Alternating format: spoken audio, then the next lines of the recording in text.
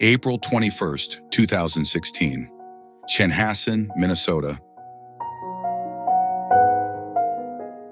Prince was found unresponsive in an elevator at his Paisley Park home. He was 57 years old. An autopsy revealed he died from an accidental overdose of fentanyl, a powerful opioid hidden in counterfeit pills he believed were safe.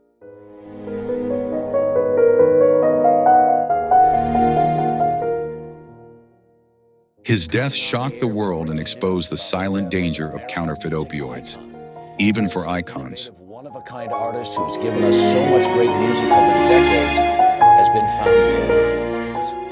dead. His music lives forever. But what if Prince did too?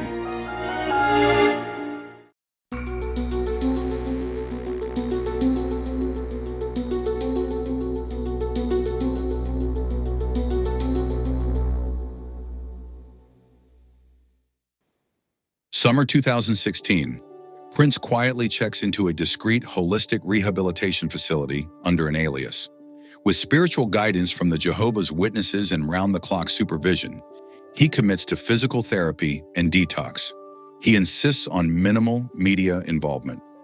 Fall 2016, he begins journaling, composing, and reflecting on his legacy. Deeply aware of the loss of fellow artists like David Bowie and Muhammad Ali that year, Prince starts seeing himself not just as a performer, but as a spiritual elder and teacher. December 2016, he makes a rare public appearance at a private tribute for Leonard Cohen, performing a haunting acoustic version of Hallelujah. Fans note he appears more grounded and at peace. Age 58, Prince begins mentoring young artists behind the scenes, including H.E.R., Janelle Monáe, and even Billie Eilish. He's drawn to independent-minded talent, warning them of the pitfalls of the industry. He doesn't chase hits, he cultivates purpose. June 2017. He launches NPG Online Universe 2.0, a revamped digital platform aimed at letting artists release music without label interference. It's a blend of streaming, artist-run blogs, and cryptocurrency-based payment models. He calls it a revolution for the next revolution. Fall 2017. Prince declines an invitation to appear at the Super Bowl halftime show in protest of the NFL's treatment of Colin Kaepernick. His political convictions, while not loud, are now unmistakable. Age 59, Prince releases The Vault Unlocked, a concept album inspired by the Black Lives Matter movement, faith, and digital surveillance. The lead single, Digital Slave, critiques big tech and the commodification of art. He finally agrees to digitize his full discography, but only via his own terms, with profits going directly to humanitarian causes. He remains deeply distrustful of Spotify and Apple Music. Mid-2018, Prince begins appearing on panels with civil rights and tech reform advocates. He speaks passionately about artist freedom, racial equality, and how the internet has become the new master. Age 60, Prince reconnects with old collaborators.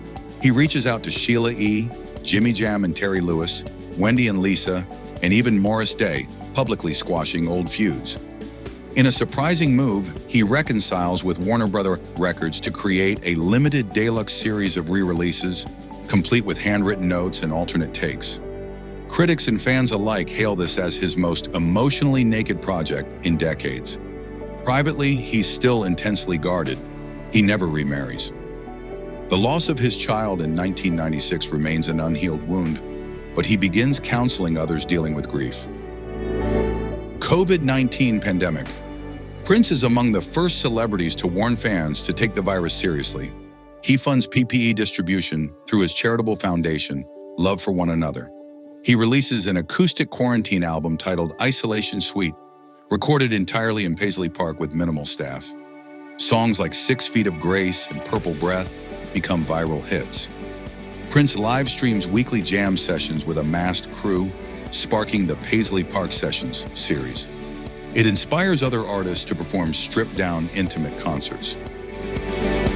Age 62, Prince publishes a memoir titled Emancipation 2.0, The Road to Now, partially ghostwritten but filled with personal writings, philosophies, and behind-the-scenes truths.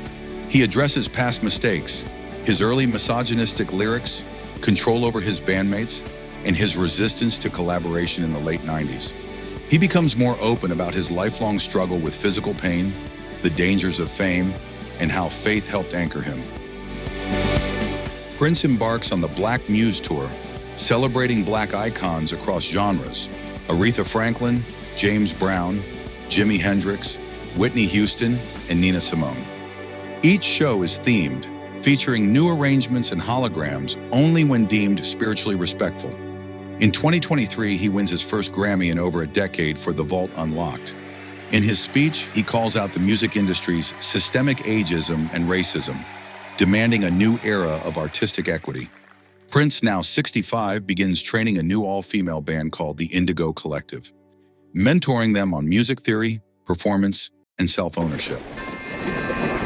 No Overdose death in 2016 leads to a second act that reframes Prince not only as a musical genius, but a spiritual and cultural elder.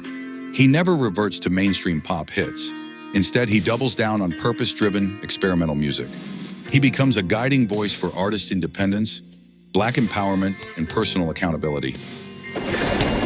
In this alternate reality, Prince didn't just survive, he evolved.